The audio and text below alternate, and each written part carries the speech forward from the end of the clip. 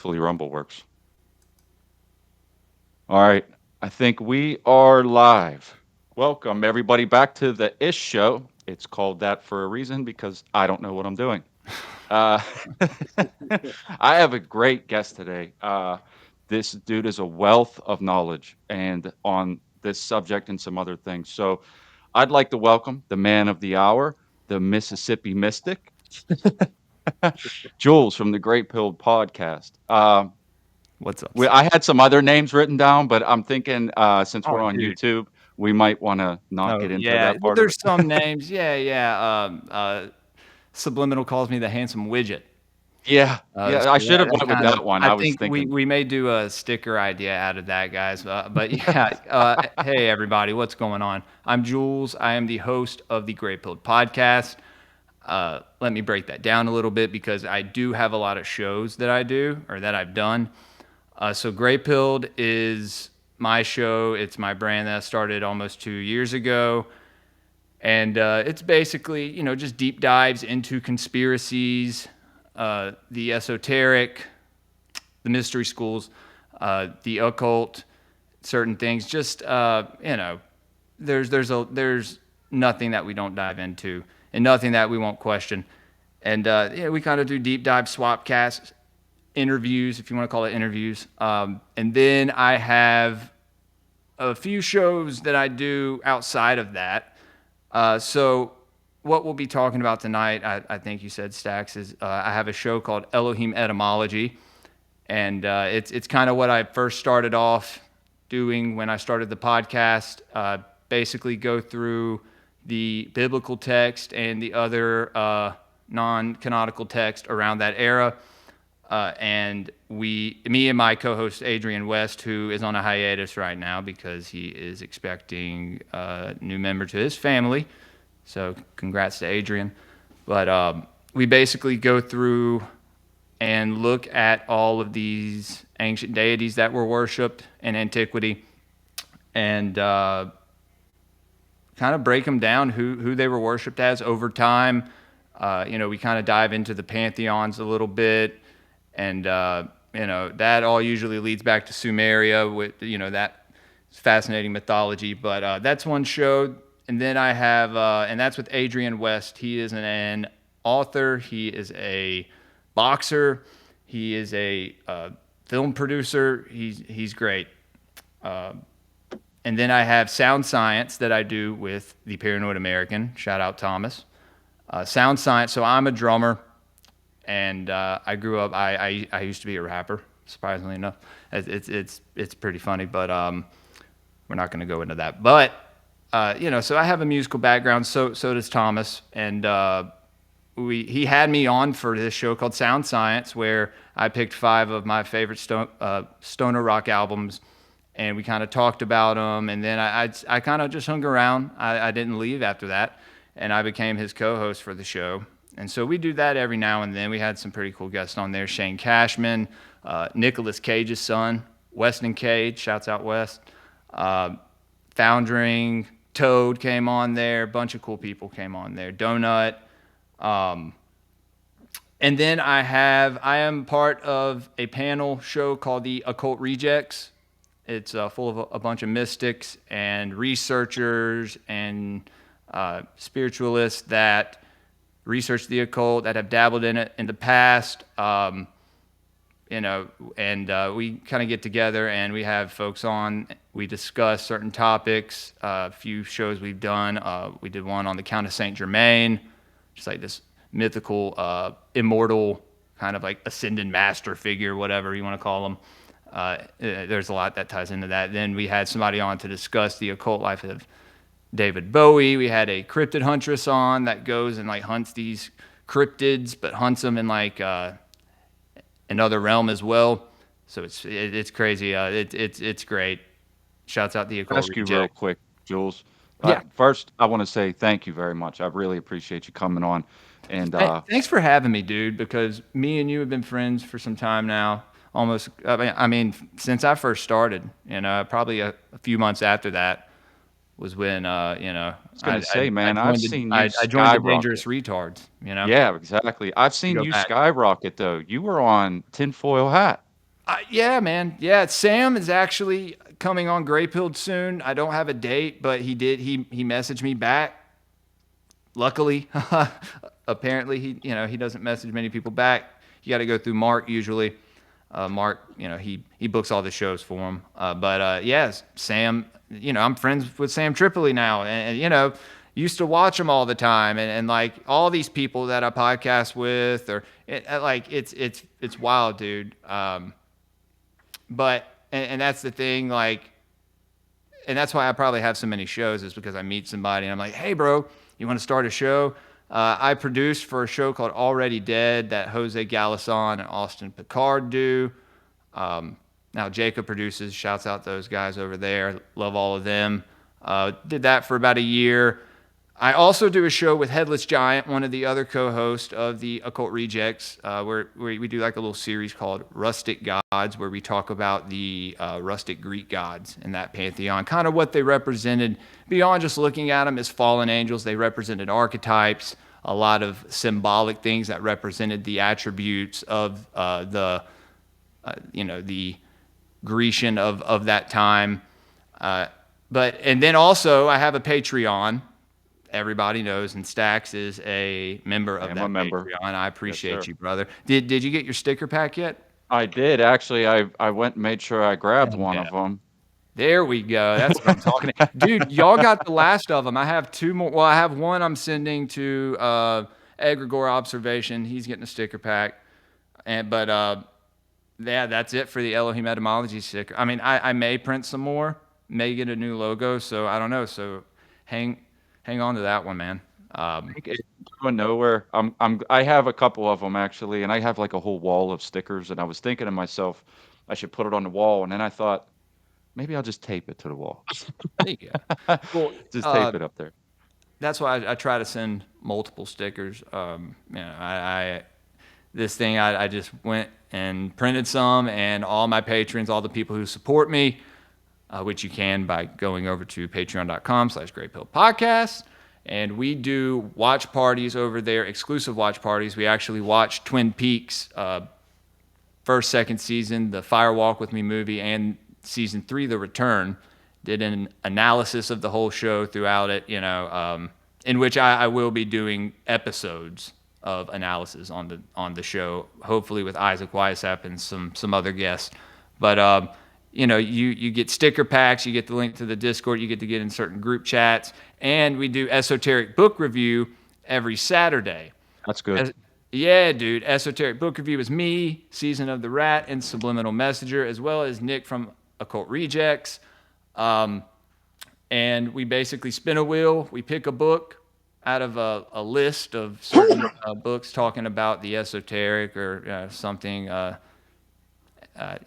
some kind of mystery school or some kind of theological doctrine, some hidden.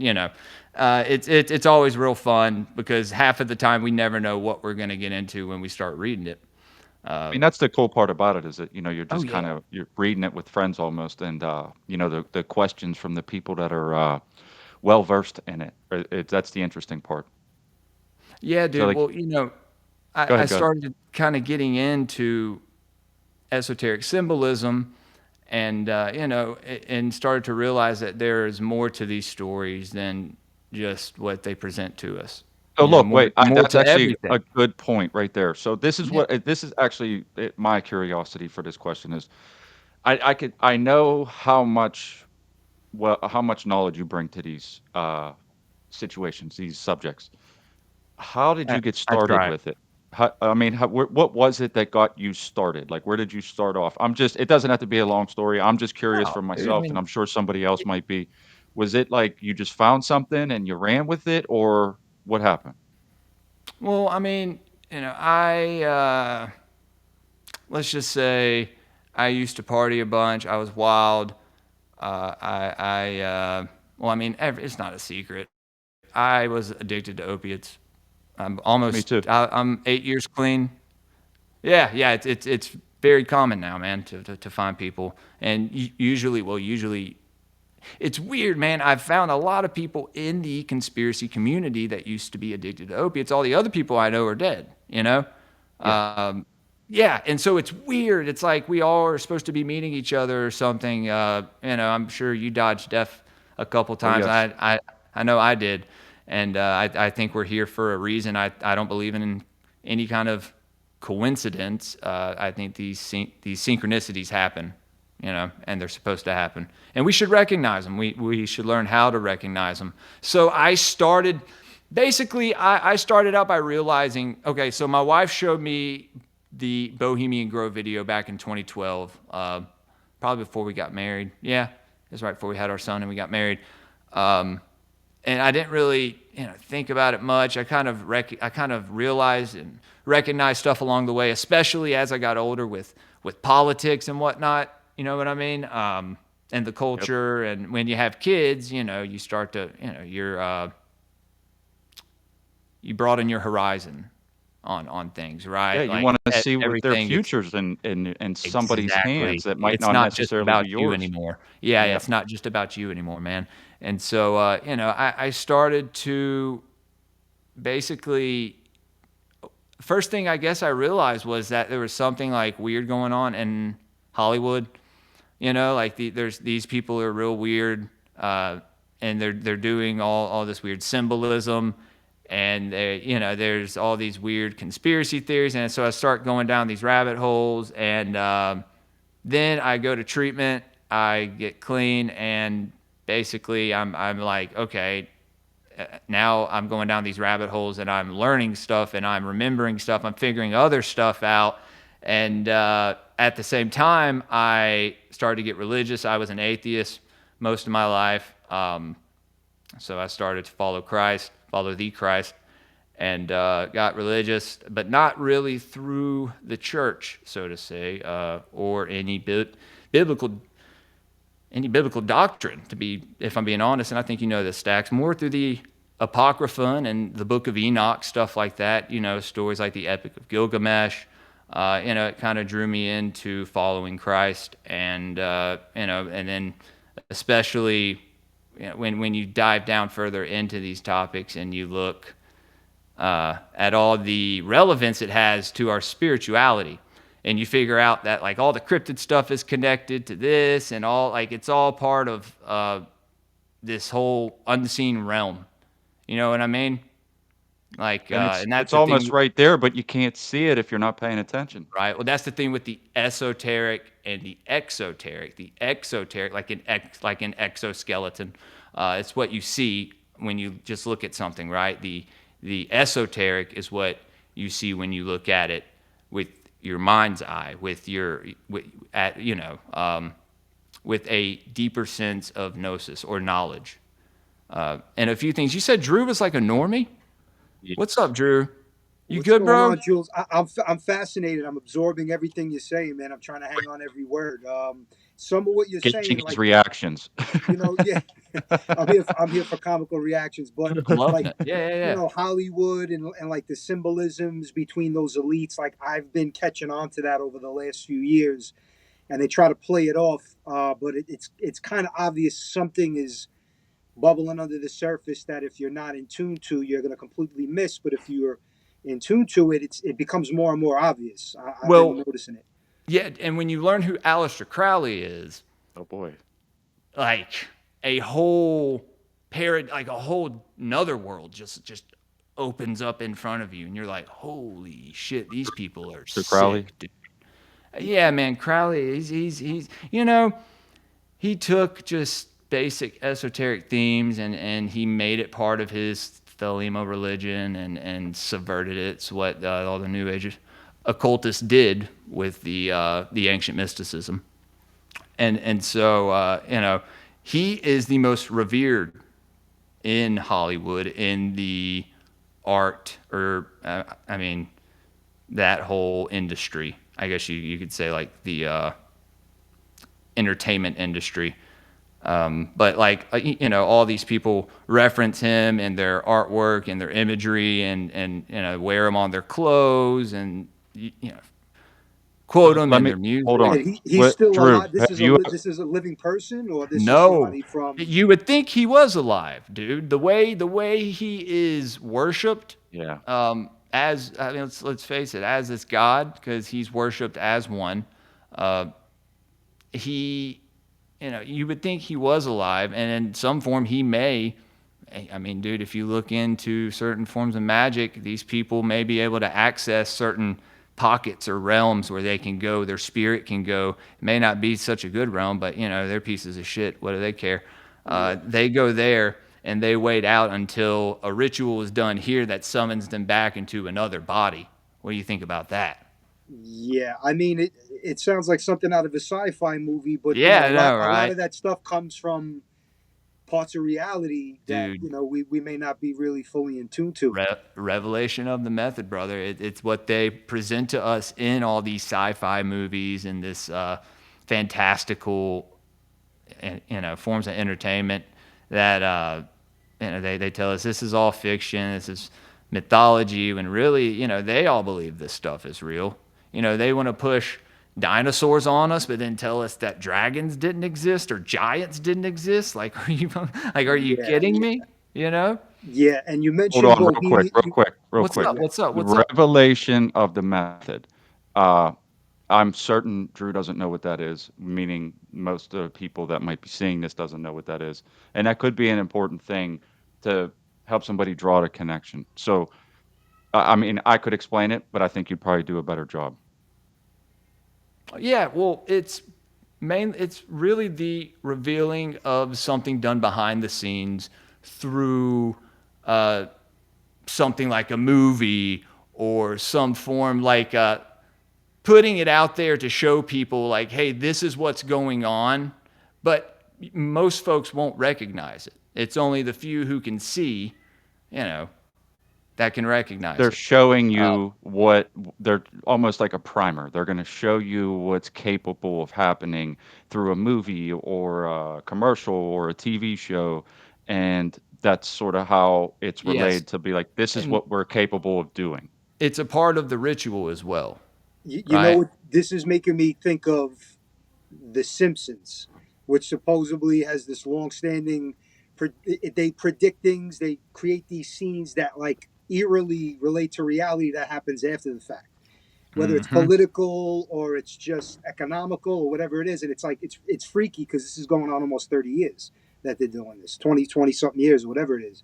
So that to me Right? makes me think like, again, coincidence once, twice, not dozens of times. There's something going on here that Well, I mean, dude, they're when throwing in Kobe our face. Bryant, yeah, when Kobe Bryant dies in a helicopter wreck with his daughter, and then they show that like months before, right?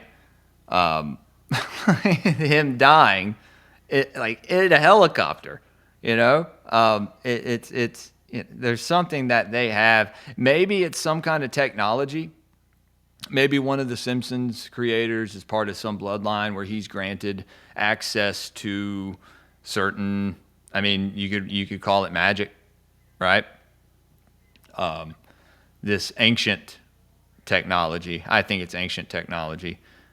It's just a theory, but uh, fallen angel tech, whatever you want to call it. That they can see the future. They can even time travel. Uh, Open. Well, I mean, they use certain devices, I'm sure, to open portals, and that's all with cymatics and sound resonance, vibrational frequencies, and whatnot. Yeah, yeah. You know what show that I liked that actually had some of these things that I watched recently? It's a WB, the Flash, Mm-hmm. the series, like nine Yeah, seasons. yeah, yeah, yeah. So they get into like there's a character called Vibe. He can have premonitions. He can see events. He can open portals, dark matter, all these kinds of Shit. things that are like it's fiction, but it's again He's a magician then, or like yeah. he's So a I kind of feel like there's got to be some sort of truth, even though they're peddling it as fiction, because it's just too much. It's just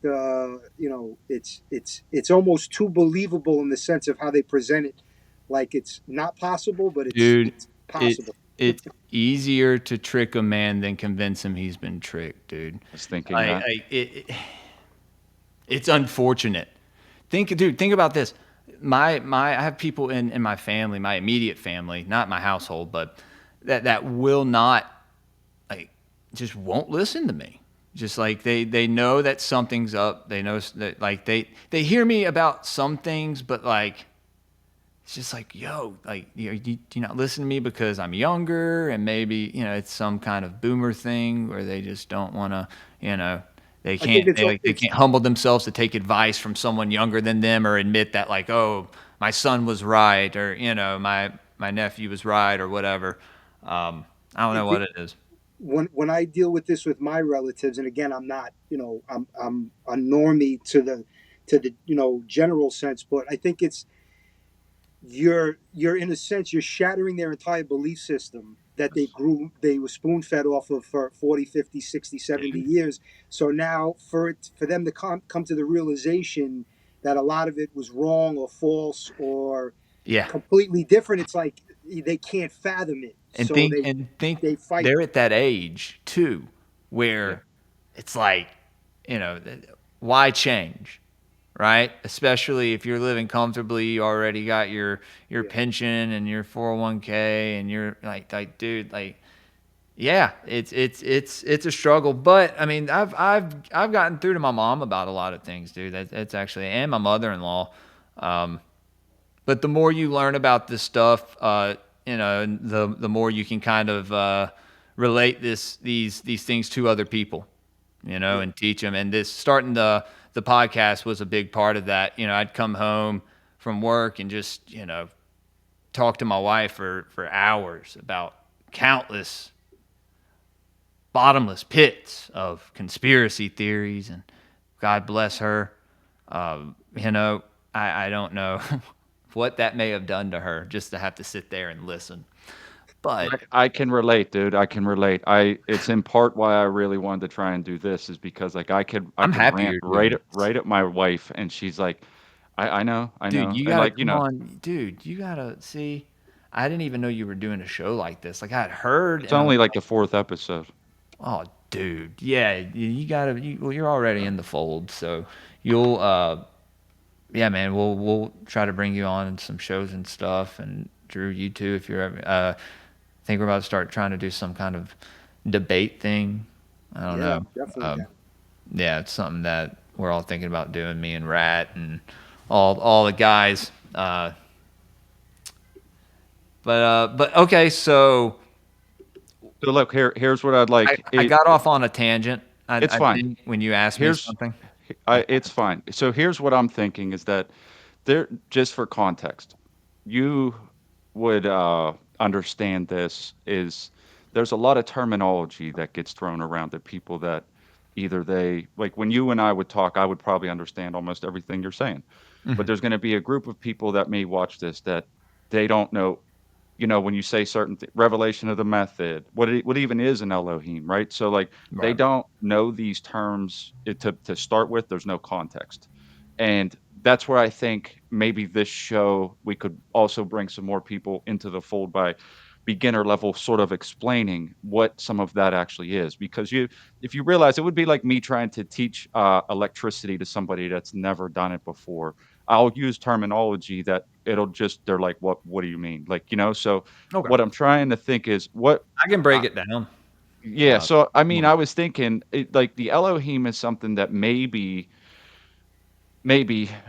somebody might have actually heard before through either through biblical talk or things of that nature. But I know that you're going to have a lot that you can add to that. But what I was thinking was, unless you think there's another route to go that would be better to explain, I was just thinking we could start by explaining what are the Elohim? Where were they? Where did they come from? What's your belief on that?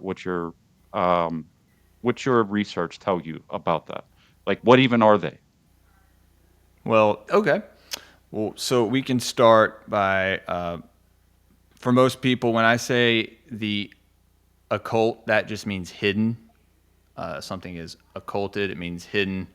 Um, and so I guess, where can I start? It's tough, I know. I get it. That's what I was trying. Dude, the thing is I used to do this all the time, talk about this subject. I haven't had to do it in a while.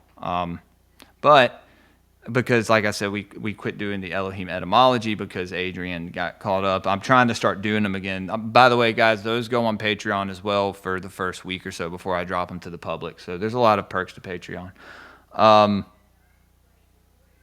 Okay, so basically, I'm sure most of the people who watch our show are familiar with the Bible, right? I would assume. Okay, so in the Bible it says, in the beginning, the Elohim created the heavens and the earth, right? Most people think this is God created the heavens and the earth. Now, Elohim is actually plural. El is the singular form. El being the main deity of the Canaanite Phoenician pantheon. So, for everybody, when I reference Satan, just so y'all know, Satan, just like Baal, is a title. Now you'll see different types of Baals. That's funny. In the Bible, you'll see Baal Zebul, Baal Haman, and then in other the Ugaritic texts, you'll see Baal Zephon, Bel. That's another derivative of the word. And these are all different deities, right? But Baal means Lord, comes from the word Bel or Belu. That means Lord. And Satan means adversary. So it's not referencing any particular deity, but I mean, it is, but these particular deities have their own respective names, you know? So there's not, when it's referencing Satan in the Bible, I think it's referencing these different adversaries to God, right? And so this gets into the story of the Anunnaki. And so this is directly related to the angels from Enoch. So Enoch was, oh man, I get my ass kicked for not remembering this. Great book if you've never read it, the Book Who of was Enoch. Enoch the son of? Uh, Was it Lamech? I think it was Lamech. Or I Jared. think. No, Uh, I don't know. I think that was Noah. I can look it so, up. so, and what we're starting at is that Noah had a family, and from that family, there were kids that were birthed, and then these. How do I don't know the lineage exactly, so I don't want to say anything wrong. But there's a lineage of sons, right? Mm-hmm. Okay, so through the lineage of the sons, there was uh, Jared. It was Jared. I knew was it. it? I said, was it Lamech or was it Jared? Yeah, it was Jared. So Enoch was the son of Jared. Enoch lived for 365 years and then walked with God. He was no more. What it says in the Bible is that he lived for 365 years and then he was no more, right? He just disappeared. And this, I think, is interpreted as Enoch's ascension, right? His spiritual ascension, because he gets turned into Metatron, this angel, right? That he goes through this alchemical transformation. And I could explain alchemy, but it would take another episode.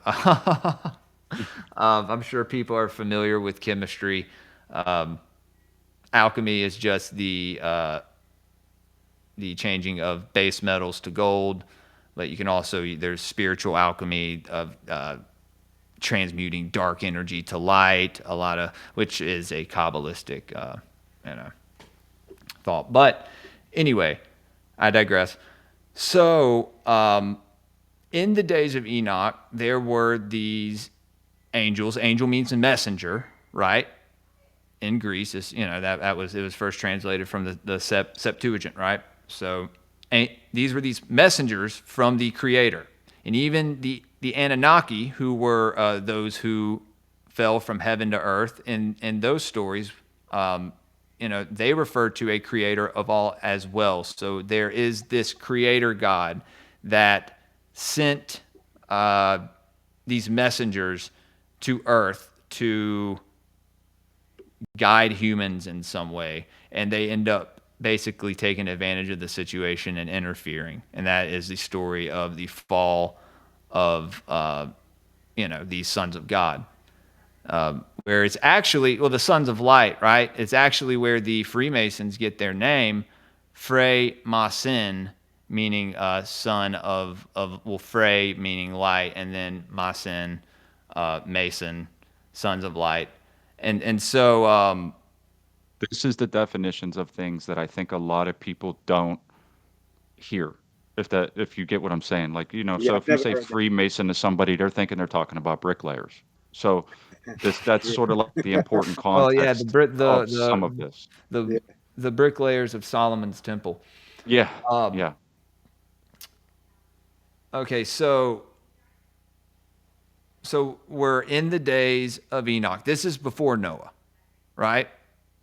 I don't know how many years this is, but but this is I think it's before four Noah. generations before Noah. 4 generations before Noah. Okay. I want to say, don't quote me. And so in the book of Enoch, there's, he meets these angels. Uh, they come to him, I think, in these visions, or he has an outer body experience where he's taken to these different heavens and he's shown the four corners of the earth.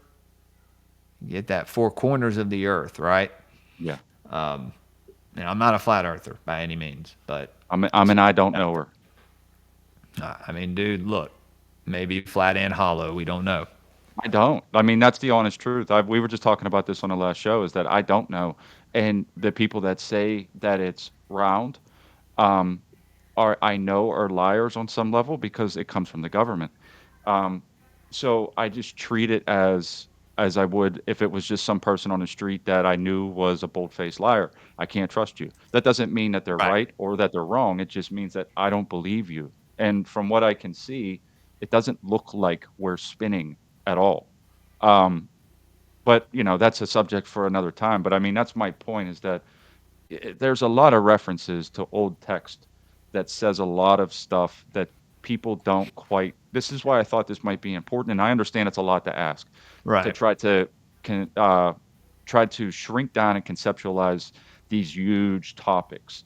Yeah. But um, I think that's what I was trying. I know it's just now that I'm thinking about it, what are the Elohim? Like, that just seems like such Well, a yeah. So really, the really big Elohim question. are these fallen angels that it Okay, is good. referring to, right? Yeah. And so people think, because they pop up in Enoch, and you don't really see them too much before then, but they were there. They were there before then. They gradually kept coming. So the story of the Anunnaki are the Sumerian translations from mainly from Zechariah Sitchin. You had people like Lawrence Gardner and what's his name? I can look at the book; it's right behind me. William Bramley, and there's a bunch of people that wrote about it, and it's these, like I said, those who from heaven to earth came, and you see them talked about in every culture around the world. All these cultures, none of them having anything to do with each other, yet they all have these sky gods, right? That were there at their conception when they were, when they originated, and they all have these similar stories, right? And so I think these are the same deities being talked about in all these stories. Now, but this is one area of the world, right? This is mainly one pantheon. I have theories and been doing research made that the Grecian and the European pantheons may be a different set of spiritual beings altogether, different class of angel maybe. So that's But something. I mean, because here's, again, this can sound like woo woo to a lot of people. They can be like, what the fuck Oh are you yeah, talking about? yeah, So yeah. I think it's important for context in something like this too, especially for people that don't quite, well, let's put it, they have never heard this before and it sounds like a bunch of bullshit. Uh, Okay. So here's what I wanted to point out. The idea that people or beings came down from the stars is all over every continent. So there has to be some truth to the idea that that's possible. They also There's also stories about what they built, what they did, how they looked, how tall they were. There a lot of these stories are very similar. Now, when you get through hundreds of years of translations, it kind of muddies the water a bit. But if you're Absolutely. look Yeah, so if you're looking at it from just a perspective of what is the same about most of these stories, just to kind of start at a starting point, for me, when I started to look at it and go, some of this might have some weight to it. There might be actually some truth to this. As a beginner, it's that all of them said that they came from the stars. And so like when and then you if you reference some of the Bible texts about how fallen angels, right? They came Mhm. down. There's stories about that. They also supposedly had sex with women. Yeah, which And could be interpreted as genetic DNA tinkering yeah, in a lab, right? right, That's when right. you get into Inky, Yeah, who people would know as the archetypal Lucifer, Samael. Um, yeah, I mean this is one of the supposed bad guys of the story. He's the serpent in the garden, right? His brother Enlil being the other supposed figurehead, right? Who's masquerading as this other god. But that's the thing when you get into Enoch, there's it's very limited to, I guess, what you could talk about comparing it to, like some of the Sumerian stuff, the Epic of Gilgamesh, the Atrahasis, which is the Sumerian flood myth. You know, it just when I kind of started looking at the Sumerian stories because these were the original stories, in my opinion. You know, when yeah. you look at the Old Testament, they're mirrored from these stories, and there's something to that because when you look at the stories of these beings, it's like, whoa, these like for it's very interesting, dude. It makes it seem like what Drew was saying, like a science fiction movie. And One of the everything. things I say constantly, I don't mean to cut anybody off, but I just want to I'm point sorry if this I out. interrupt y'all too. Just interrupt If back. if you if you actually read these things, like these would be the best sci-fi things that you could like Hollywood couldn't make stories of, which in They part, if you recognize some of these stories, you'll see them mirrored as stories in movies from Hollywood, just small sections of it. they're represented symbolically in Yes. archetype form and esoterically. There is that movie. What was the one movie called, man? With the two brothers, they were reptilians. It's about Hollow Earth Nazis. Um, what's it called? Y'all know what I'm talking about. I know y'all probably seen it. Hold on.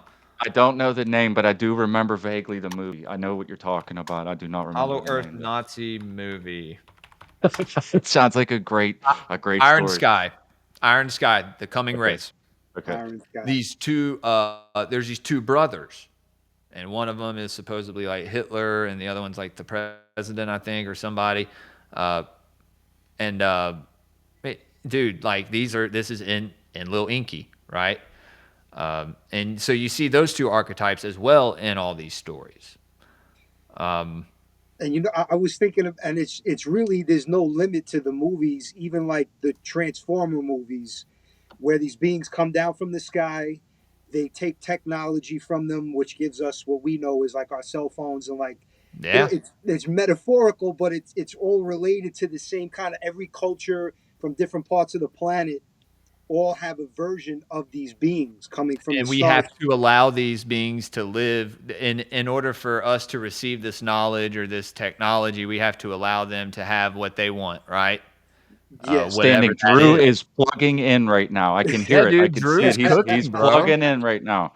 Uh, yeah. Well, I mean, and just I know this might be slightly off of the specific topic, but You're I talking to think me. things things like this are sort of what people would see and kind of recognize. But even with that, even with all those things, and if we fast forward a bit in Egypt, there's a lot of chimeric depictions on the These walls. okay. So these are the same angels from the Yeah. Bible. It's the same. It's a fraction of the pantheon migrated to Egypt, and started their whole thing there. And that story is actually fascinating, dude. The Egyptian mystery schools. I mean, that's really, when you go back, that's where a lot of stuff started. I mean, that's where alchemy comes from, the land Yep. of Kemet. Alchemy, chemistry, right? Um, and so Egypt's very important, and there's a reason all those statues are like defaced. Like what is it? They're all missing like their noses or something. Isn't that weird, Stacks? It's very weird. Yeah. Yeah. And I mean, they also, there's something to, I don't know, the, what's that called? The Sphinx. That Yeah. supposedly the features, like they re-chiseled it into a different face at some point because it doesn't match up as far as size. Well, Um, it was supposedly uh, constructed to look like a son of Enki named Ningishzida or Thoth. People know him as Thoth or Tahuti. This is the god of writing and knowledge, and many other things. Who his head was an ibis bird, not because he had the head of a bird, but because the ibis bird represented it. Had a long beak, so it would dig its put its beak in the ground, deep in the dirt to pull sustenance from the earth, just like one would pull knowledge, right, out of darkness, pull truth out, or pull truth out of ignorance. And so that's, there's some symbolism there with that. When you see these chimeric creatures, you could look at it as symbolic, but you do have to look at, I mean, we were talking about dragons earlier, if these beings are splicing their DNA with whatever else, I mean, dude, we know cryptids exist, and some that's the level, I'm thing. pretty sure. Well, I mean that's the thing with Sasquatch, right? I think we see Sasquatch in the biblical text, and we don't even know it. I think with Esau, Esau. Yeah, I was going to say that. Shout Yeah. out Doc Brown, dude. Yeah, he's the man on that one. Prometheus Lens podcast. Yeah, Yeah. shout out Doc Brown. You know what I felt for the longest time? There is no way mortal men created those pyramids by Brother, themselves. look, Today, with all the modern technology I'm and about to blow tools, it your would be mind. such an undertaking. Hey, can we watch a video on YouTube if we're on YouTube? Probably not. I want to show y'all Hans Jennings cymatics. You can pull it up. You can do it. I don't, like I said, shit show here. I'm Okay, still so learning. But if you feel like you can pull it up, you can go for it. Uh, but the other thing about the pyramids is that they're all over the world. Like a lot of people don't even realize that it's not just Egypt. It's on every continent. There's well, pyramids. There's yeah, ones in dude. South America that are covered that people don't realize are there. There's ones in China that China grow trees on Aztecs, to try to hide them. yeah, Well, the the Aztecs theory, in South America or Mexico, they have pyramids there too. yeah, They all, dude. yeah. The Incans and the Aztecs. It's theorized because Thoth built the pyramids using sound resonance frequency. So this guy had something, probably a handheld device. I've theorized the pine cone, even though the pine cone is very symbolic for maybe the pineal gland, or when he's holding it, when you see them holding the pine cone in a lot of the depictions, it's very symbolic of the tree of life, the Kabbalistic tree of life, the Sephirot. And so that gets into Jewish mysticism. We don't have to go there. The Jews. But yeah, it's every single time. But so Thoth built the pyramids, and so him doing that, they said, well, we're gonna revere him. We're gonna build this Sphinx for him. We're gonna honor him, and put his face on it. And later, his brother Marduk, I think, took it off, or somebody took it off. I don't know. In the Pyramid Wars, and like I said, man, this does all come from interpretations of Sitchin, or whatever text you can find that is translated. I actually have a friend, my buddy Josh, who cuts hair at the barbershop with my wife. He's learning Sumerian right now. No shit. He's an archaeologist. Yeah, he's learning Sumerian right now. So he said once he gets it down, he wants to come on, and we can look at some stuff maybe. And I'm stoked for that. So, but he used the sound resonance frequency to create these pyramids. And so, and Adrian writes about this in his book, Pantheon 1, The Golden Veins. He's actually writing the second one right now. Gets into the Garden of Eden and stuff. But hold on. This is Let such a me see. I'm trying to huge find this video topic for that, y'all. like, whenever it's so easy to, you can try to start at the beginning, but then as you explain it, there's so much context to each thing that it's sort of overwhelming for like people that don't have any grasp of it at all. And Right. I'm not well versed on it. I know Well, enough to say some things, but I mean that's sort of the problem is where you start, you're like, and then there's this, and then there's also that, and then like and it's all relevant and it's all got some truth to it, but it's like you jump from here's where it started to here's another thing, and there's so much in between that, and we Well, kind of lose context. we had brought up Egypt, and Yeah, yeah, so yeah, yeah, I yeah. was trying to talk, and then you had brought up the pyramids, and so I was talking about I've been mainly talking about Thoth, or whatever his name is. He basically takes this group of Olmecs and goes to South America and builds the pyramids further down the line. So he's that guy. He is the master builder of those pyramids, and probably other ones, or How taught much taught people how to do it. how much stock do you put in the idea of the story that the world was flooded by God to stop this from happening? Um, I You mean, believe that that's a thing? yeah, yeah. I believe that the earth was flooded not once, but I think twice. One of those floods being the sinking of Atlantis. That happened. That was pre-Egypt, right? It was Yeah. pre all all that.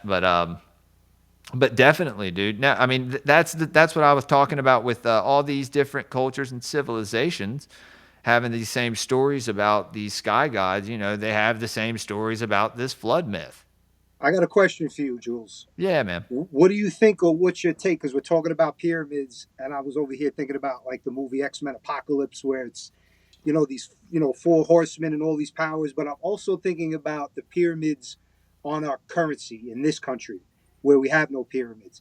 So pyramids like on the dollar bill. What is that about, in your opinion? What do you think it's referencing, or what's the point of the eye at the top of the pyramid? I know there's like a deep Well, a the deep the dive eye at into the that. top of the pyramid is the unfinished, because you see it's an unfinished pyramid, and then the capstone is cut off with an eye in it, supposedly the Yeah, eye of Lucifer, right? yeah. Which I have a theory that money itself may be the mark of the beast, because it has that mark on it. You know what I mean? And we hold it in our right hand, or wherever. Um, but that gets into masonry, dude, and certain secret fraternities, fraternal orders. Um, Freemasons founded this country, so yes, they're gonna have their mark on this everything. country And the was Fed as not well. founded by Christians like people think. It was founded by guys who were into mysticism, and for the better part of, I mean, for a better word, magic. You know, Yeah, yeah. if I'm going to be honest, we talked about on Rustic Gods. We actually talked about George Washington. What's it called? George Washington. It's in the Capitol building, where it's George Washington is at the top of the a Parthenon, I think. Maybe not. Maybe I'm fucking I don't know, but not. the Washington Monument by itself is just a whole thing that like it's all this stuff that's overlooked more or less. The Washington Monument is a phallus. It's Yeah. Osiris's phallus. That's Egyptian. Okay. That's So yeah, yeah, and Osiris, that's a whole different mystery school in itself, is the Osirian mystery schools. Look at this though. I wanted to show. Hold on, let me see. How can I pull this up? I wanted to show Drew this, to show I him hope you can. I George really hope Washington. Huh? you can bring it up. I'm not sure. Okay. Well, here I'm gonna see if is this There showing. you go. There. Well, hold on. Let me put it on the screen. Yeah, I don't see anything yet. Okay, there it goes. All Was right. that like the ceiling You of the see, Sistine Full Chapel? yeah, screen, Jules. that's in the Capitol. You That's see in the George Capitol. up there. He's doing Yes. the There you go. as above, so below hand signals. You know, the Baphomet. You know, the goat creature that was drawn up by Eliphas Levi, which is really it was really drawn up to troll people, and it's very symbolic. But it is a grotesque picture, Yeah. and that was done intentionally. But you know, he's showing you right there that you know he believes in dualism. I mean, he is a Mason. He has. I guess I don't know. You won't be able to see his apron, but he is next to all of these other these European gods and goddesses, Roman, right? And so he's basically this is his ascension to heaven, right? That's Mm. what he's telling you through the mysteries. This is a great example of what I was trying to relay to Drew when I said when you recognize it, like anybody would look up and think that that's just a picture of something, but not have any idea what that is, And right? look in the middle; it looks like an eye. It looks like an eyeball It in a does kind of weird look like an way. eyeball. And I'm Yeah, seeing over to the left. Is that Poseidon with a That pitchfork and the is Greek? Neptune. Yes, that's That Neptune too. right there below him. I think that's Aries. And then that right there, that is oh man, we just talked about her. Dude, Athena Heptagon's or gonna kill me. Um no, it is it's the goddess of victory. I think that's Eros right there though. And then there's that's actually not the full picture. Um she's slinging arrows? Is like Artemis or maybe it still I maybe. think it's Artemis. Because we were talking about Artemis and we brought up another name. Well, Diana, maybe it's the same thing. But yeah, man. I mean, this is just one example. But no, we actually like did a view. What was it like a GPS view of the whole city on our show this past weekend, dude? It's crazy. You see the Templar cross. You see the uh, Minervan owl.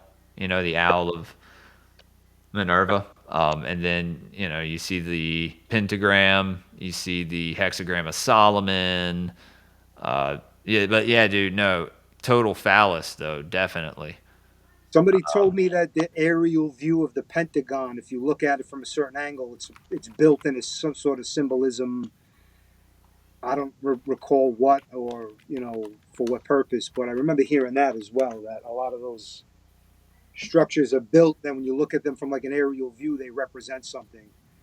I've Um, also heard even the location of DC is for a reason. It was actually a swamp at some point, and Dude, they it was so important that they put a ton of manpower and resources into draining it just to put the capital there. it's on a ley line. There's a reason That's why what it it's is. there. Yeah, Yeah, yeah. I'm such a dingus. I said a Parthenon, apotheosis of George Washington is what it's called, and it says such goddesses such as Ceres, Minerva. Um, there's also the separate statue of Lady Freedom atop the dome itself, which has some influence from the Roman goddess Minerva. Okay, that's what we were talking. So, Lady Freedom, dude, Headless is gonna kick my ass. I should remember. It's like it's the Thracian moon goddess, dude. You know, like that'll go over a lot of people's heads. But Well, since this kind of evolved into talking about this particular thing, the statue Lady Liberty is not a lady, according to some people, Right. that's actually a sign of Lucifer. If you The light bearer. Yes, and if you look Prometheus. closely in Yeah. that context, it makes more sense than the idea that it's a Lady Liberty. That's not the only Statue of Liberty. There's statues that look exactly like that uh, all over there's some in France. There's United States, France, and there's another one or two countries that I can't remember that also have the exact same thing, not to the same scale, but they have the exact same thing. The chains broken on the ankle is Hmm. supposedly a sign of his release onto the world.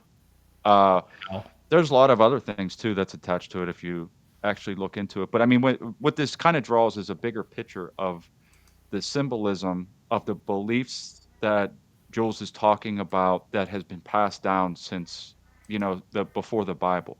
And that's what I was kind of trying to touch on is that the idea that when we look around and we see these things, we don't know what they are, so it doesn't register. There's not this, no one's taught this. This is you're crazy and you're a conspiracy theorist if you say anything And, remotely close to this. and it's actually occulted from us. It's hidden from us, Right. right? Right. And people will say, well, they do that for our own good. The church fathers did that for our own good. And it's like, bro, King James was a Freemason. Mm. Martin Luther was a Rosicrucian. And look at the Lutheran cross and look at the Rosy Cross, dude. It's the same insignia. Uh, it's like these people had knowledge of something greater, but yet felt the need to keep it from us, right? What I what I typically think is that there's factions warring for control, and we're just sort of on the sidelines. Like from what I can tell, is that there's Yeah, dude. factions The of world's a people. stage, dude. Yes, Think yes, of Game of Thrones. yeah, I thought about this. Yeah, it's a great example of like what happens behind the scenes. mhm, You know what I mean? Like these bloodlines are fighting for power. They've been doing it for a very long time, and now in this day and age, we have all these things happening. They can do some pretty sick shit. You know what I mean? To take control, to make sure that they maintain control, much more than they did in the past. I'd say. when they give you part of the story and they call it a religion, it keeps you away from the idea that these things are out there, that they're being used, that there's people that are doing things nefariously. Um, even this sound like people, you'd be surprised how many people have never heard the term bread and circus. Wow. But I mean, that's the idea is Rome built the Colosseum for bread and circus, keep the people entertained and keep them fed. And you can basically do what you want to do. Uh, that above all, the Colosseum had to run because when they closed it down, the people wanted to revolt. I mean, that's when they figured it out that like, there was, I'm going to probably quote this wrongly, but it's roughly about this is that they closed down the Colosseum because it was beginning to cost too much money. And the emperor at the time said, yeah, let's just do that. And when the people were pissed about it, because that's all they knew, they Well, didn't dude, know, when you like, cut the TV off, the kids get exactly, pissed. You know what I mean? exactly, exactly. Same thing with football. You The shut down modern day football and sports. adults Yeah. will get I pissed. hate what football has done to men, dude. Yeah. Yeah. It's Yeah. turned men into slaves, like mind-controlled slaves. Jesus, What's up, pardon JC? if you're hearing that scream. I'm sure you're used to it, Stacks. I don't Yeah, know. yeah, I don't yeah, know. definitely. Your daughter may be a little sweetheart. I don't know. My She daughter. is, but she's a terror to her mom. Like she Really? listens to Yeah, me. She's a that's terror to her kind of mom. like what I'm dealing with, dude. Yeah, yeah, Yeah. And definitely. she, She definitely um like wants to come in here probably, but yeah. well, I mean, we are coming up on an hour, so Oh, I mean, if we can keep it's going if up you to want. you. If you No, want to we can keep keep going if you rolling, want. Yeah, yeah, yeah. you Let's want? keep rolling. Okay, cool, Yeah, yeah. cool. Let's keep rolling, dude.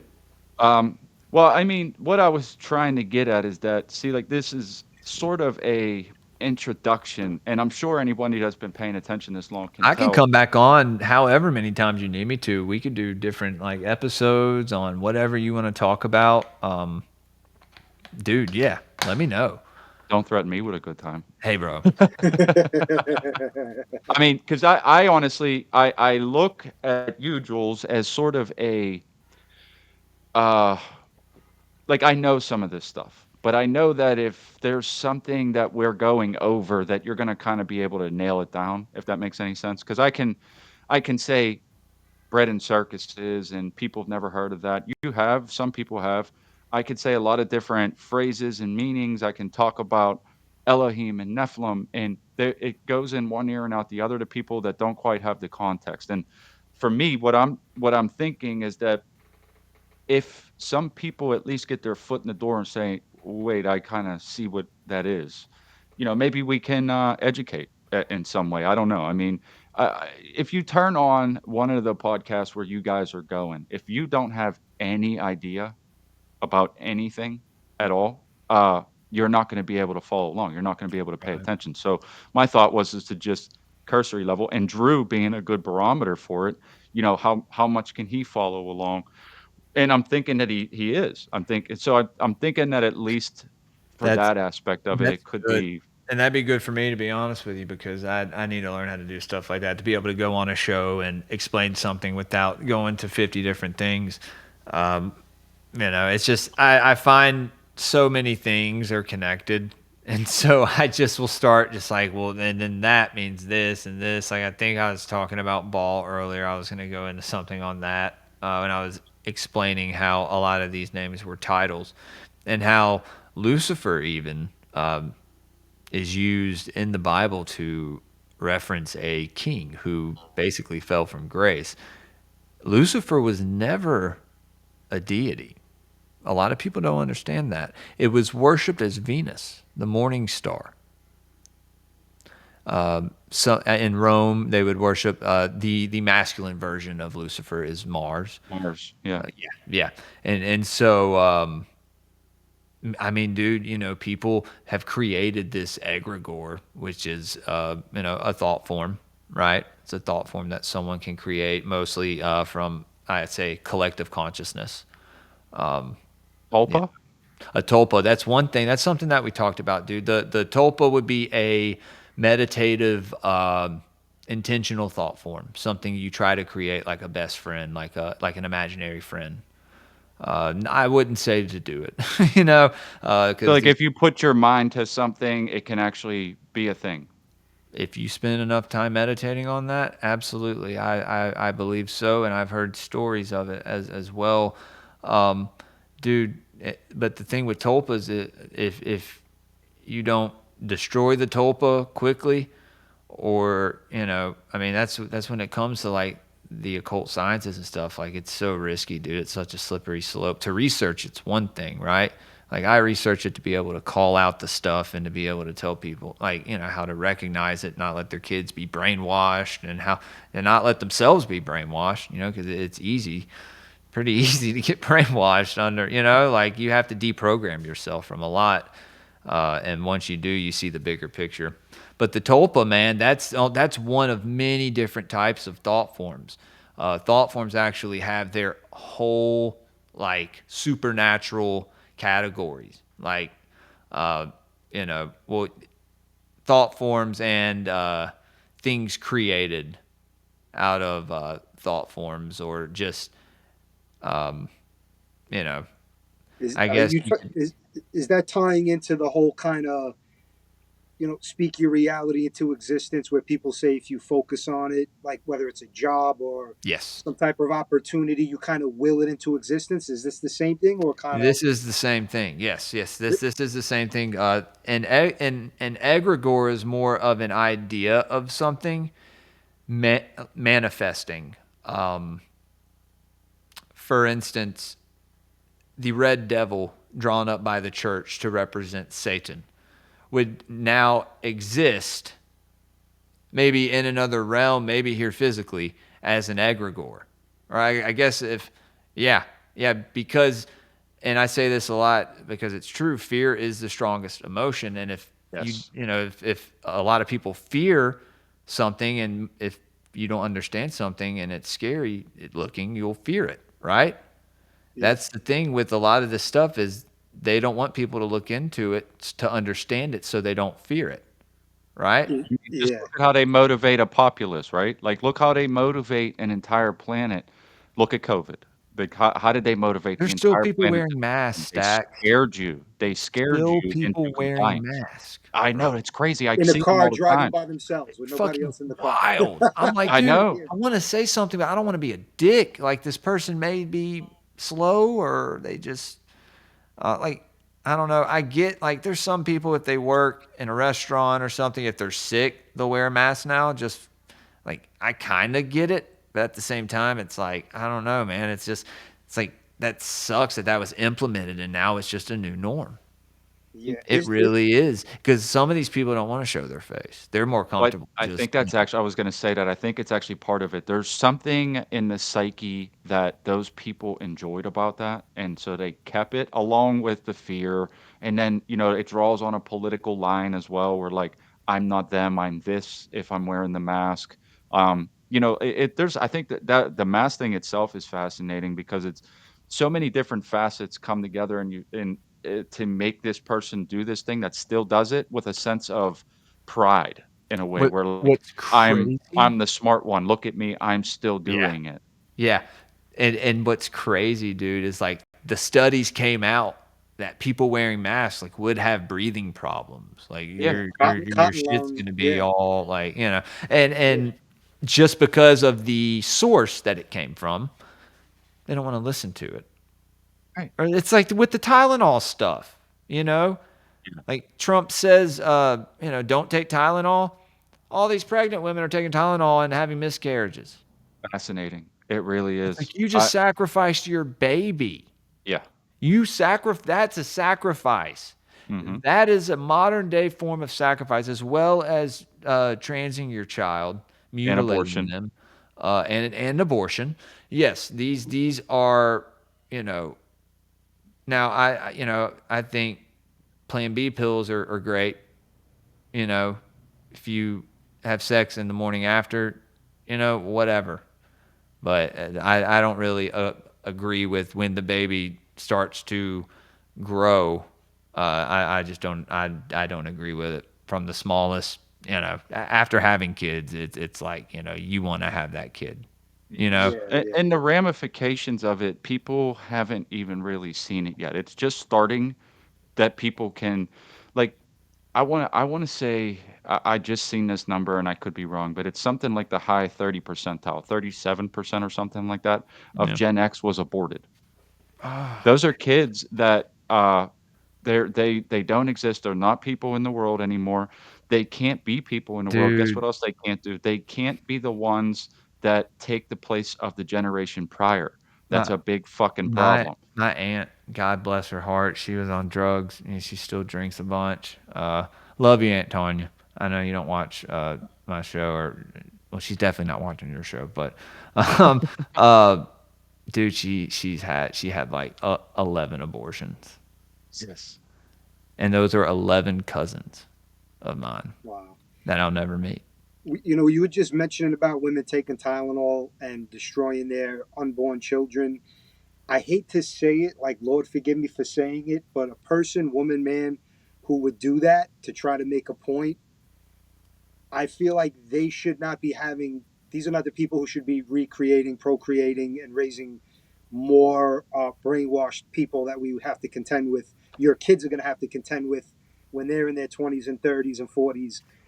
So, I mean, I don't mean to say it like that, but it's like I also don't feel as bad in the sense of where it's like, all right, well, these are the people having kids that are causing a lot of the problems anyway. Hey, Drew. Uh, Yeah, no, it's, you're hitting on something, dude. It's like, you know, it's gonna get to a point where these people will become dangerous. they already They have. already They are. all thank you. They They already already have. have become dangerous. They just stopped another trans shooter before it happened who was going to attack a school. I forget where it was on.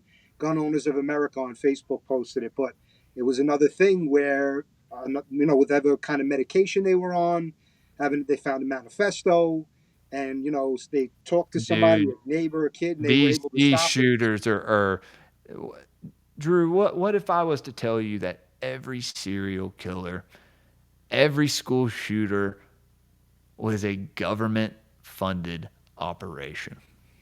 I wouldn't be all that shocked. We go MK Ultra and all the shit that they started with back in the day with. You want to learn something, my friend? Buy this Yeah, book, Program to Kill by David McGowan. David McGowan. Ian Carroll went on Joe Rogan and cited it 10 times, didn't mention him once. Incredible.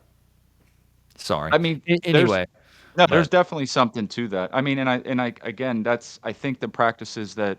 So let me just say first of all, when you, I know for a fact, yeah, I think you're right, Drew, about the idea that these people probably shouldn't have kids. absolutely. Uh, but with that said, kids will change you. Like once you see, like, and that's not saying everybody, and I'm not saying that's wholesale because there's terrible Yeah, parents because I and was going to they say, have kids and or it they'll doesn't. change their kids, you know? Yeah, Yeah, right, which right, is right. more than likely. Your kids absorb what But you you teach also them. see that in the reverse, and that's kind of the part where it's like, you know, every we I That's what this could happened with go, Laney, I think. Laney that did the Tower Gang edits. yeah. And What now happened? he has his kid and stuff. He was trans. Yeah, well, I knew that. I didn't know he had a Yeah. kid though. Well, no, yeah, he had a son, and so he went back to, now he's a guy. Oh, okay. Well, Yeah. I mean, I guess there's a happy ending, or there could be. No, But my point is definitely. that Yeah, yeah, the yeah. there's when you have a kid, it tends to, if you're not a total psychopath. I should premise that. If you're not a total psychopath, when you have a kid, it tends to change you for the better because you start to realize that it's not about you anymore, and your focus changes from me to them. Like, you Mhm. know what I mean? Like If you're a good how I parent, do yeah, things, what I do things. But that's on an individual basis. It's never a one size fit all. So there is something to that. But also that, like, abortion is one of those things for me where it's like, um I consider it to be a sacrifice. Yeah. I think that, like, the devil's got his fill. I mean, when you think about how, and the way that these ghouls treat it, with it should be some shame. It should be. Like, you shouldn't be, they go out and they parade it, and they tell you They people, they celebrate tell it. strangers how many they've had with pride. There's And something very, like, demonic dark about that. yes.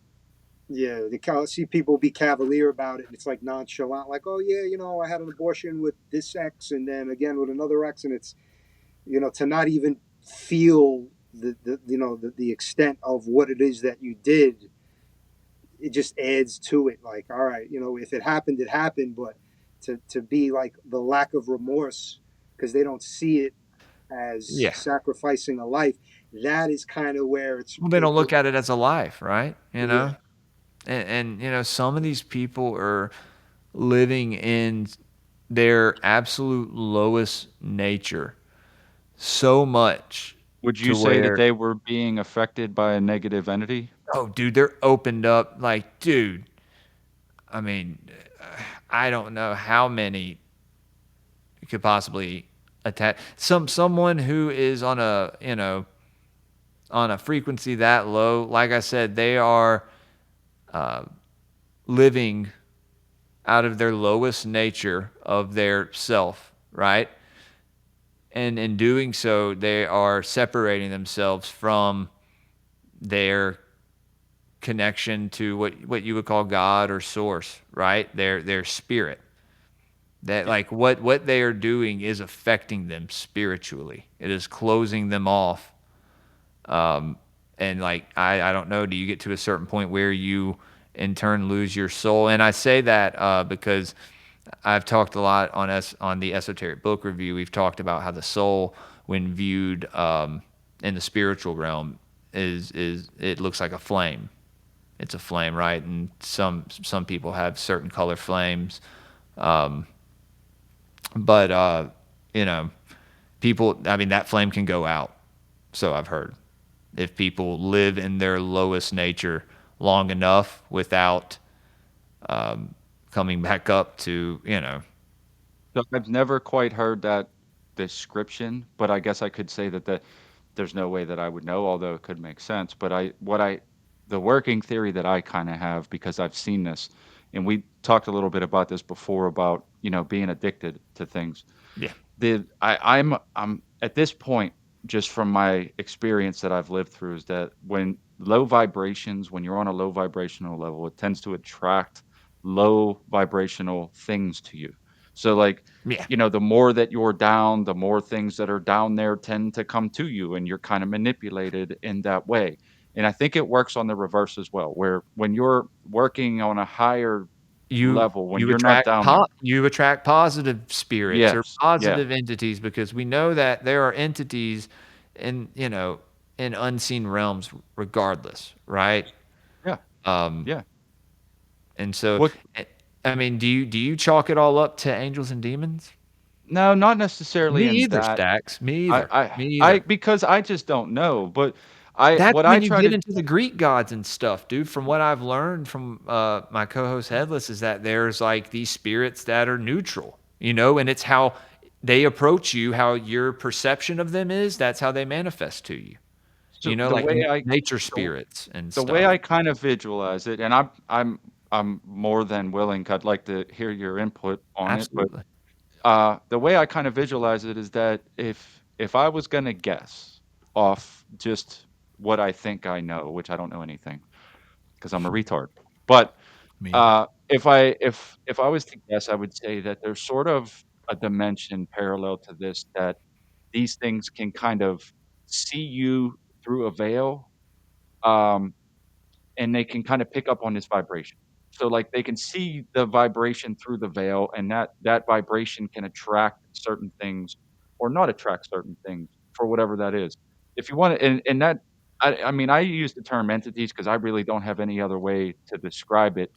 But I mean, I've been there where it almost feels like you have, like, when you're on the lowest of the low, if you're doing time in jail with no way of knowing when you're gonna get out, and you're looking at years, and it's the worst situation possible, and you're already years in, and they're telling you you're gonna do another 20 or something, right? Like, you're in this spot where, like, emotionally, physically, you don't feel like you can get any lower, and, like, you're in your head like, "I don't care about taking a life, I'm never leaving here," right? Like, it doesn't matter.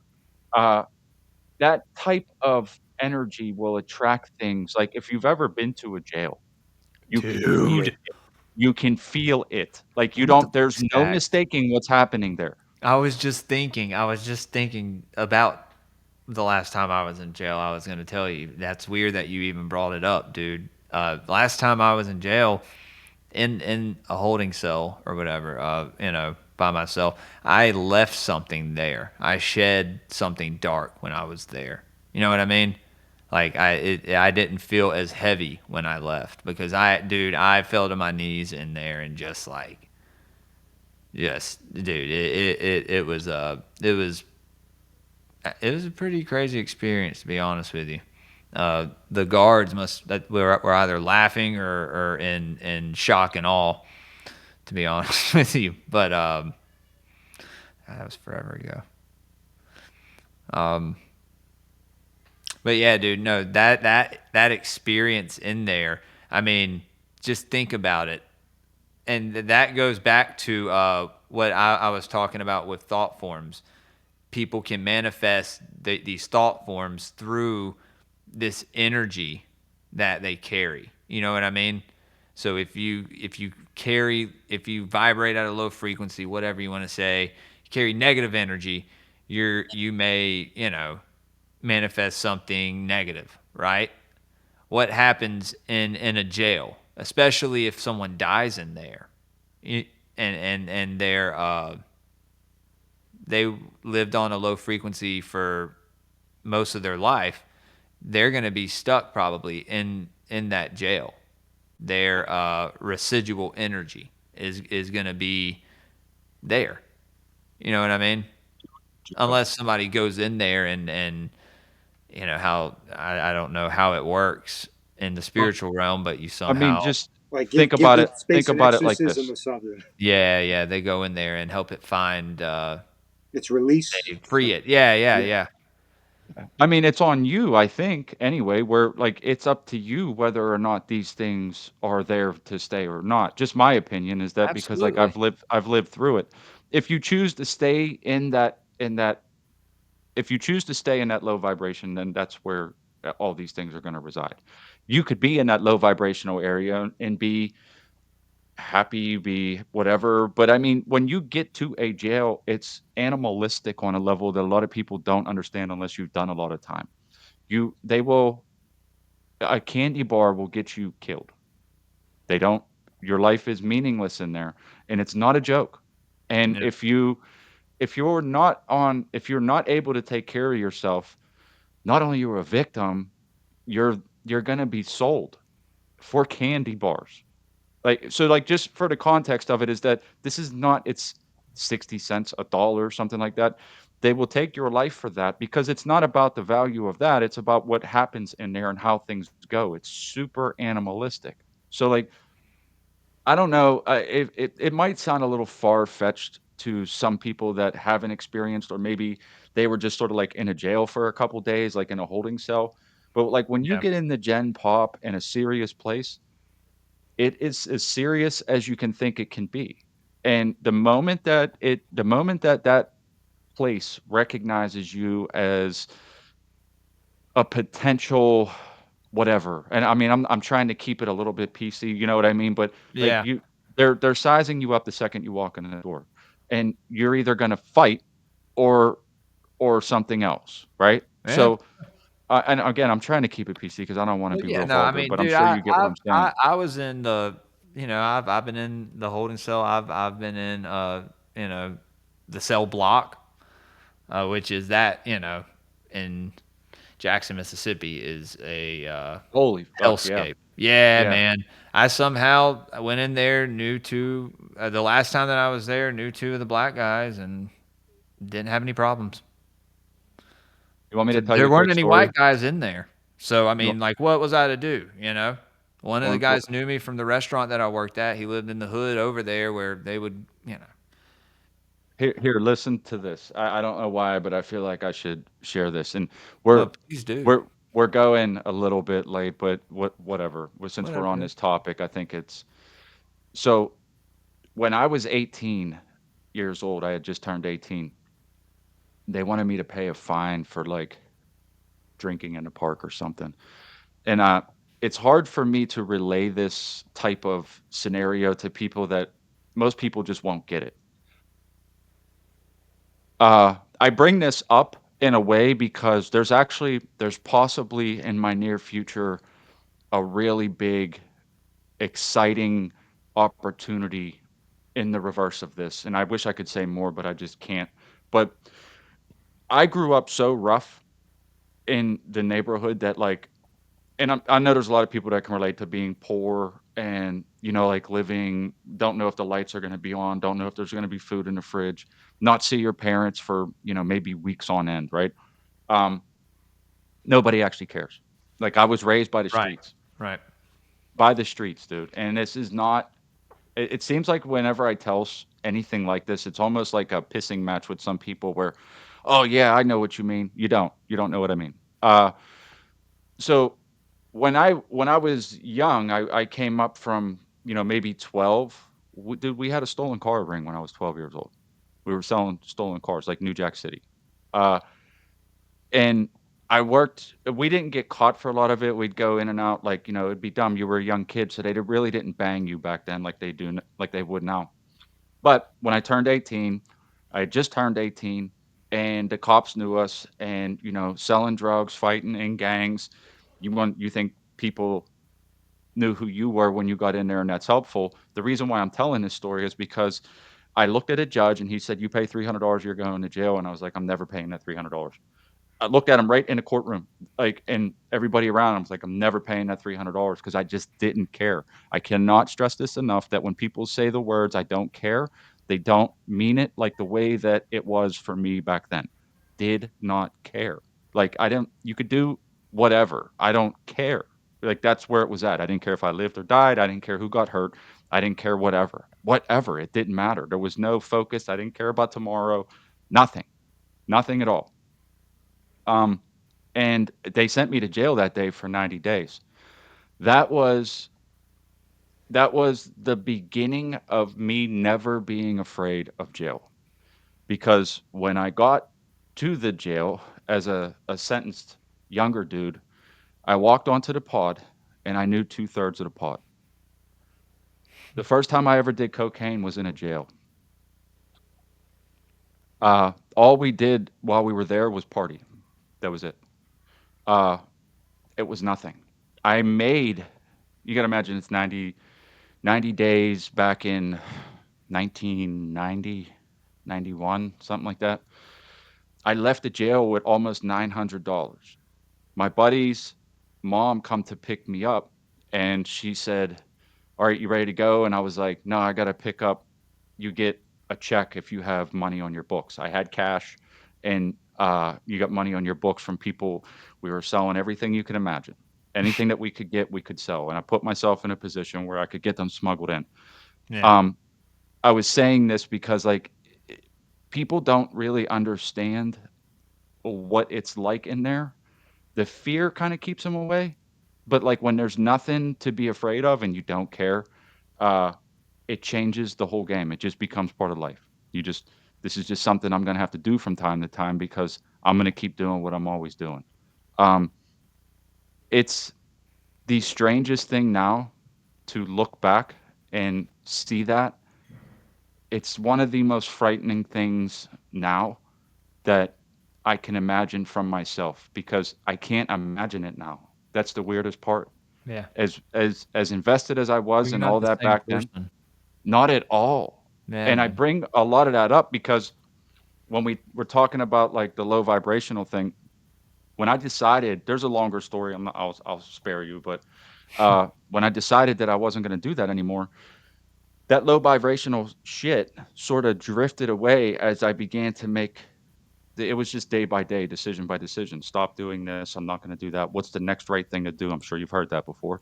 Yeah. Uh, so like when I started to do whatever the next right thing was, opportunities came out of nowhere that were I should not, I don't feel like I deserve. And I'm blessed today because of that. And I that's where I kind of get some of the idea because I got stories on top of stories, shit that you won't believe.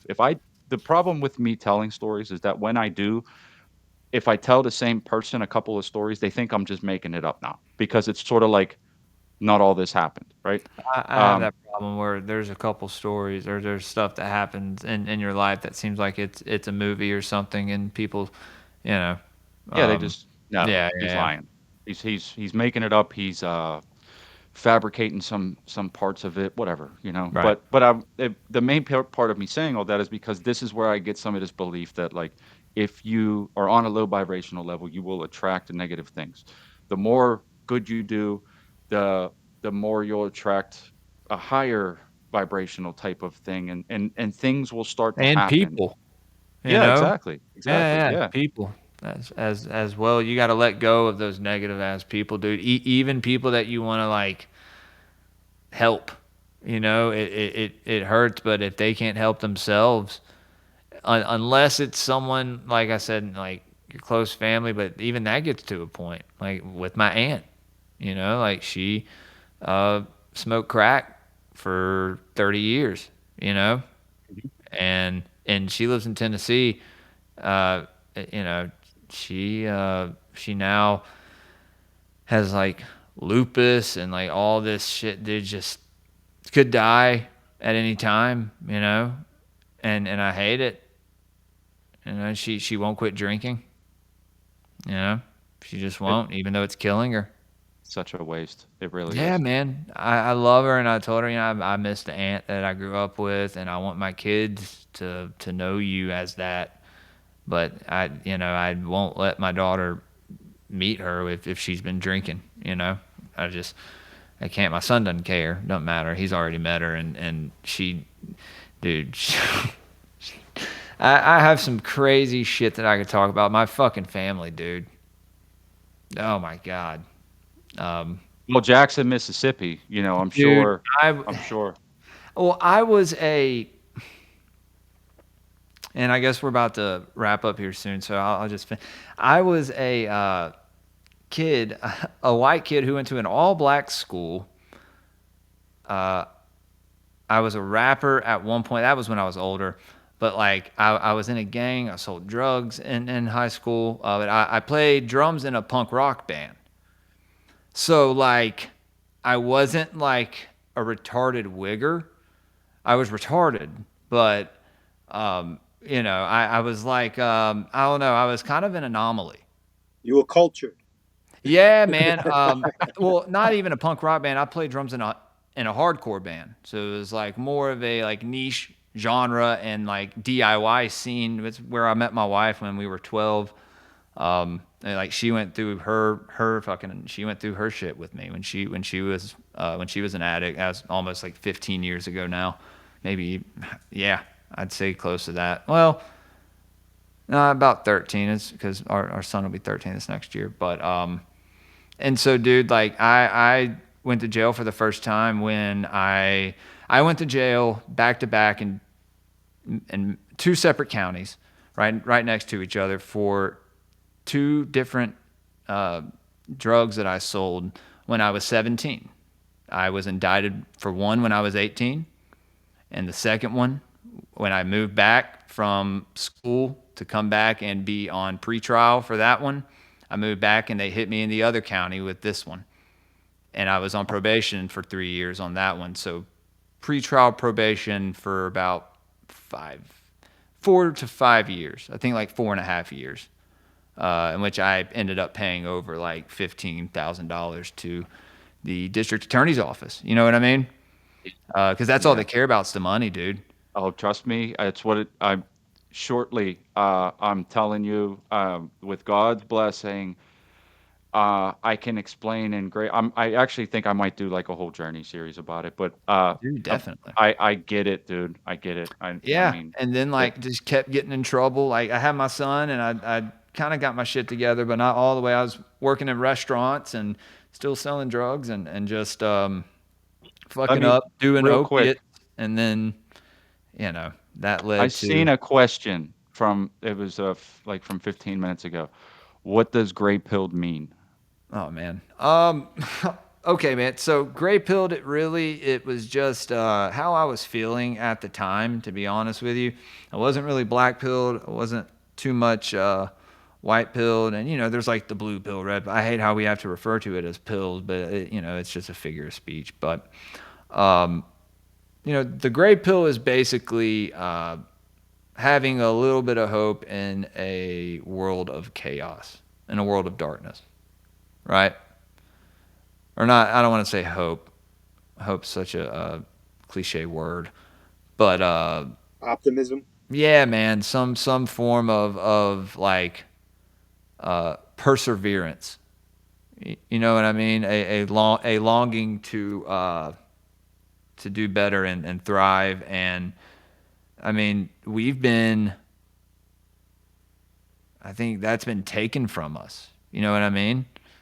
Like, and I talked about this a couple weeks ago on Rise to Liberty. But, our ancestors were explorers. You know what I mean? They created things. They were inventors. The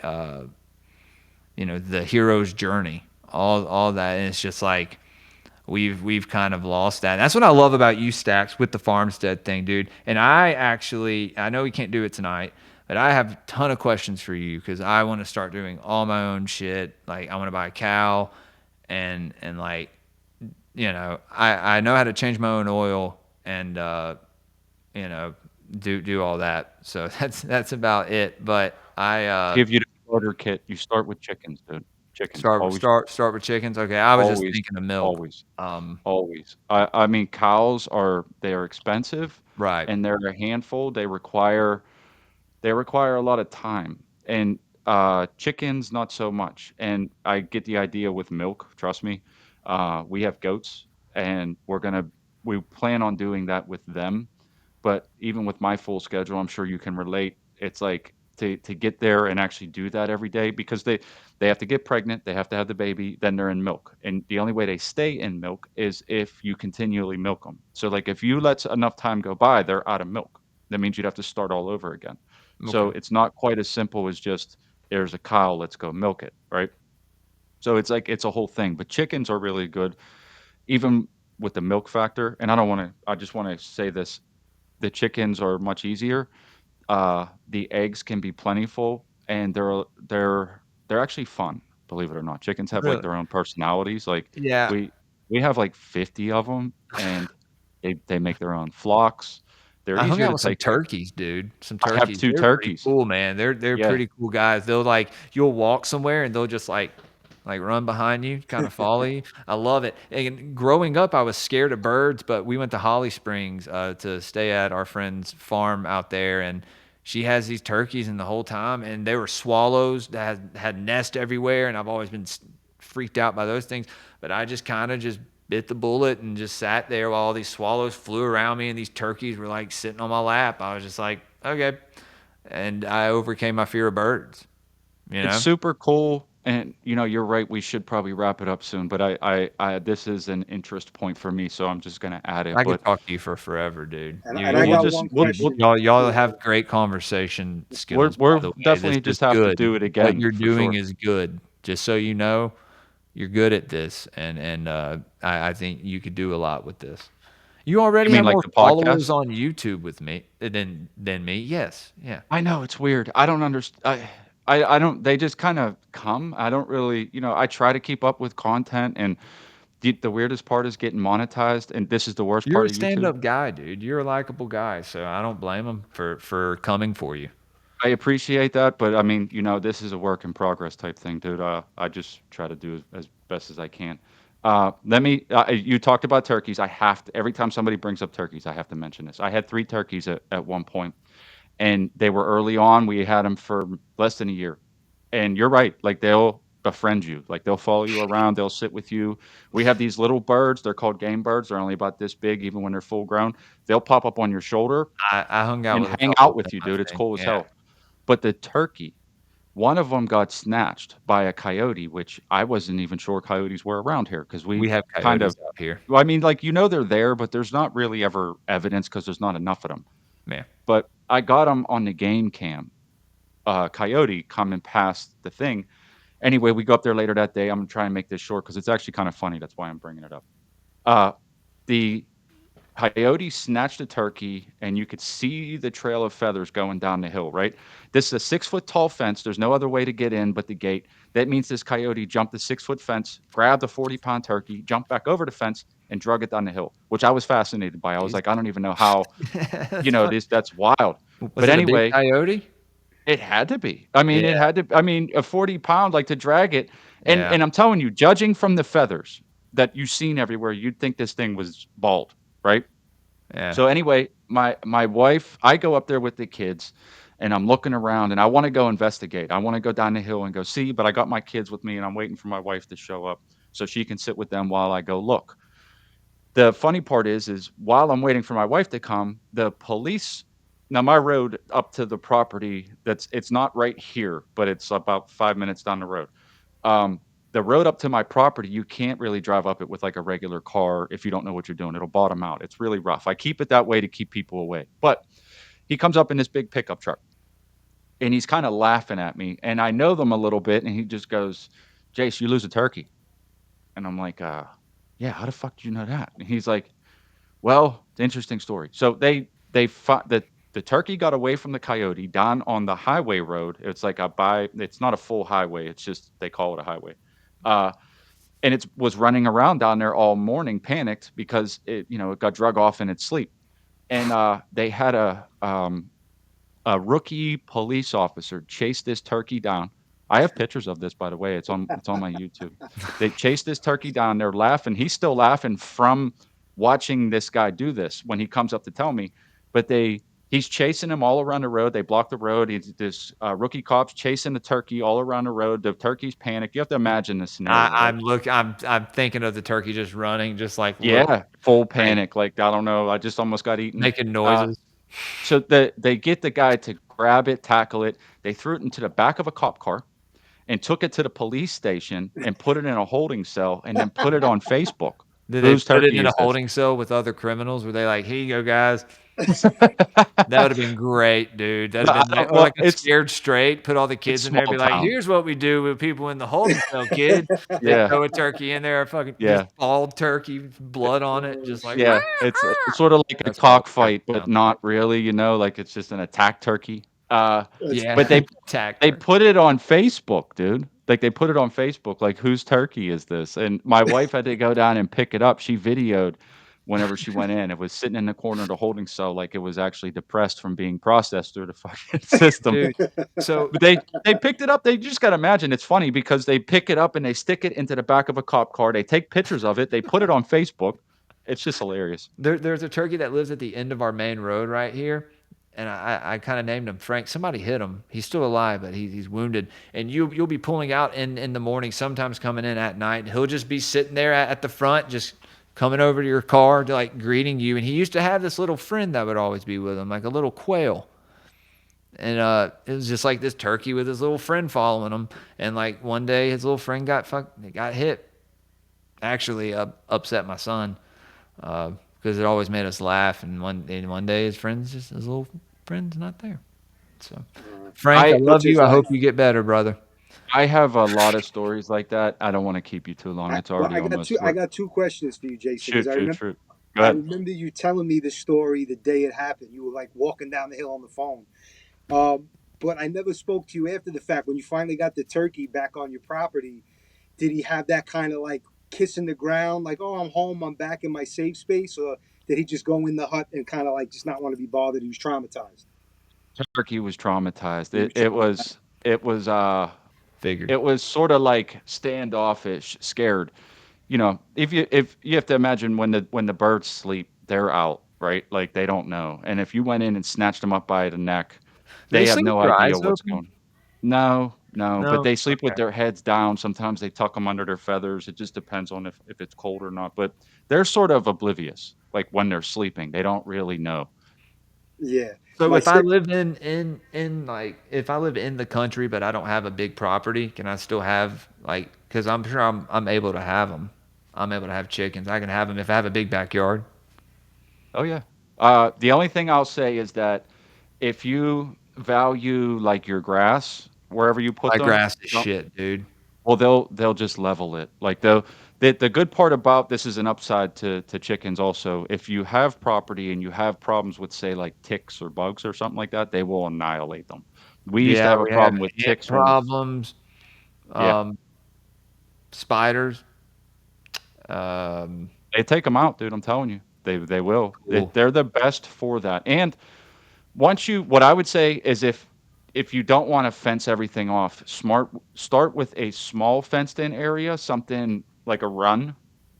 And once you get a small flock used to being there and they know that's where the food is, you can just let them free range and they'll come back. But, the problem is predators at that point. But I mean, Yeah. that's sorta, Can you train a that's fox to guard like your birds? Do you think? fo no, No. foxes will eat them. I had a problem with foxes for a little bit. We had to trap them and move them. There was a fox den for 3 years. I trapped babies and got them out of here. Their number 1 food source is ground birds. If they can, like, they'll kill Because I've turkey heard of people babies. having foxes, for pets or whatever, You could have a fox and for a pet. training them, It's and gonna eat your they're birds. kinda like dogs, so it's gonna eat birds, like, if you have birds. Yeah. Certain dog breeds would not bother chickens if No. Although I remember you had a dog running around on your property around with the chickens, and he It wasn't kind of paying them it's no mind. funny, What this is kinda funny, but dog it's do I need to get if I get chickens? my dog, which I was just gonna say literally just died like 3 hours ago. I'm sorry about Uh, Uh, that, bro. my I'm yeah, it was sorry. sad. condolences. I've had him Terrible. for a long time, I'm dude. He sorry, was dude. Yeah, Yeah. but he hung out with the birds. They would play. Like, he was a Oh, smallish dog, but, like, they would play so with each other. He'd sad. chase the chicken, it would chase it back. Like, I had that dog for 12 years, and I got it from a rescue, and it was abused and neglected. We gave him a good life. He had fun. He was a He, happy dog. Oh, very, very. He Good. was blessed. He was blessed that he was able to live that well for as long as he did. Because 12 years. I don't even know how old he was whenever we got him. So he was old. I Yeah, He that tend made it sounds I all like the a way tend to full through. life. believe that we'll see our animals again one day. I hope Yeah, so because he was a good hopefully. dog. I also think they God may willing. reincarnate. I don't know, do our other animals. That'd be cool. Yeah. Well, Yeah. just to put a finer point on it, that we're going to be looking for like an animal dog, like some kind of dog to have on the property, some kind of guard dog because he was a small dog. But I think maybe we're almost 145. Yeah, man. I want to get that one last question in, Oh, and go it'll be ahead. a Go quick ahead. one. So you Yep. said about the chickens before, because when I was there, you only had maybe a dozen. Now you obviously have way more. You Hmm. said that they click up when you let them out and they roam. There's kind of like little groups. Do they always choose the same group? Are they always kind of like these are the same five? These are always the same five. They're very. They That says a create lot, they create little flocks out of the big flock. So like and there's don't really switch it up. not really. Like, I mean, they're obviously always going to be intermixed, but they kind of group up. They click up in a They way. have Like their once you get favorites. a bunch of them, they kind of, especially if you have multiple roosters. So hens, this is again, you're going to get me going, but hens like when roosters are around because they protect. And when you get a good rooster, roosters will attack foxes. They will attack hawks. I watched a rooster take out a hawk, which I was right in front of me. The craziest thing I ever seen. Uh, Wait, rooster take out a hawk? yes, That's yes. wild. A full Well, grown some of hawk. these roosters are like 2.5, 3 feet tall when they stand up. There's ones that are called like Jersey Giants, and you get a good rooster like that wants to fight. Like this, cockfighting's a thing. Uh, they want to fight. They're the males. They want to protect. And when you have a rooster, it makes the hens, the females, more inclined to lay more eggs because they feel protected. Okay. So, you know what I mean? Like there's a little bit of nuance to it, but honestly, if you just wanted to get started, you could at a bare minimum, don't get any less than 3 hens. They need a group, a Community. flock. But you know, you can expand from there. Um, get 3 to 5 of them. Get them used to the spot where they're always going to go. Make sure the feed's in the same place every time, and you can basically let them free range. The only problem will be predators at that point. But I mean, Right. they're a great benefit. They will destroy the ground if you try to keep them in an area. Like if you try to keep them in a spot with the grass, there won't be grass. They'll just tear it apart. So, Mm. you know, just a little something or other there, you know. Appreciate that. Yeah. I hope you do. I highly encourage it. Like it adds a new facet to life that a lot of people don't see when you have animals. It really does. I'm not bullshitting.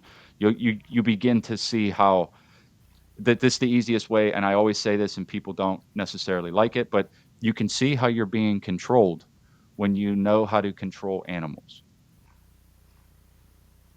Yeah. I Yeah, I mean, mean Absolutely. we're treated like animals. I could we see are that. treated like animals. Yeah. Yeah, And you can see it. You can see it. Like you'll see it. And we know there's If certain you people that refer to us as animals. exactly. You know? indeed. All They're right. just Well, a little listen, more guys. clever, I know we It's got to been go. I know we got to directed. go. it's been fun, dude. I want to do this again whenever we get a chance. Jules, you want to plug anything? Raven Yeah. was streaming for the majority of the time that we were here, so we didn't get a Were whole you bunch of streaming on viewers. Rumble? Rumble and What's your YouTube. channel on Rumble? Stacks Farmstead. Dax Farmstead. Hold on, dude. Why can't I find it? I don't know. Hold on, dude. What the hell? I was having trouble with Rumble, like I guess the stream keys were getting messed up or something, Hold on, but it's dude. it's saying it's live now. Stacks Farm. Dude, I'm typing the name in, and it's not even coming up. That's some bullshit, dude. That's wild, dude. No, like that's. Hold on. Yeah, you're not even. Yeah, you're not even in my live either. I don't know. Are you sure Hold you on. have Rumble?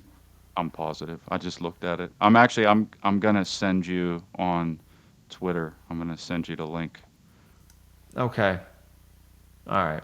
But yeah, man. No. Yeah, I think Not Nice Guy does his Hump Day Yeah. thing on Wednesdays too. It's hard to find a time to stream when someone else isn't streaming, man. especially when you share audiences with other people. But yeah, guys, this was fun. I actually had a lot of fun, brother. Thank you for inviting me on. And dude, it was good meeting you, Drew. It was very good meeting you, man. I hope to talk Likewise. to you again, bro. Yeah, thank you, Y'all Jules. are Definitely. welcome on my show whenever Stacks. You're a Patreon member, so you hit me up, bro. Either way, you Appreciate that very hit me much. up and y'all can come on. Trying to get some more shows booked for the end of the year. So, but yeah, if y'all want to follow me on Twitter, you can at greypilledpod, greypilled_podcast on Instagram. I'm on Rumble, YouTube, Apple Podcasts, Spotify, just Greypill Podcast. Patreon.com/Greypill Podcast if you want to support the show. Also, if you're a Rumble person, you can do locals. I try to post all the stream links on there as well. Buy me a coffee, Ko-fi, all just /Greypill if you want to support the show. And yeah, I was gonna say, what shows do I have this week? Saturday morning, we're doing esoteric book review on Patreon with Headless Giant. We're gonna be starting the Golden Ass, which will be a very interesting book. And then doing our Rustic Gods this weekend on Chiron, the Centaur.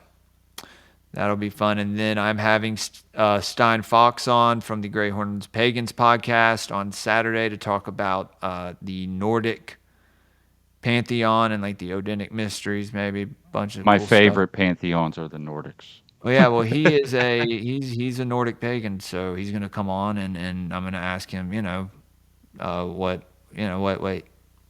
what he thinks about it all, and what his thing is, just kind of just for an interview. I don't Yeah, know. King From lineage. So the from his Nordic point of stuff is view, awesome. I think that's interesting, and I think people would want to would want to hear that. Ask him what he thinks of the whole fallen angel thing. Them thinking um, but then and I think that's at 2 o'clock on Saturday, and then Sunday I am going on Inquiries of Reality with Shane. I think I'll be streaming that to my channel, everybody. I'll be letting you all know. It's later in the day. But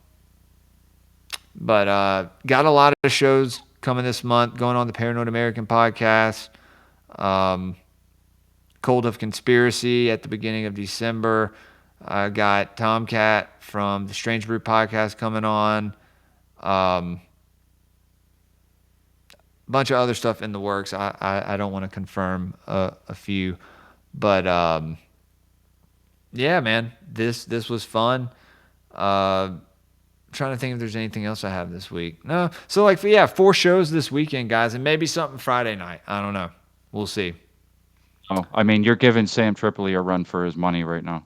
Sam I knows know that. he's coming on soon. He DM'd me back, thank God. And he's coming on soon. It's about time to get him on Gray Pilled. Oh yeah, I got hopefully Isaac Weishaupt, Izzy Griffin. He finally got back to me. A few other people.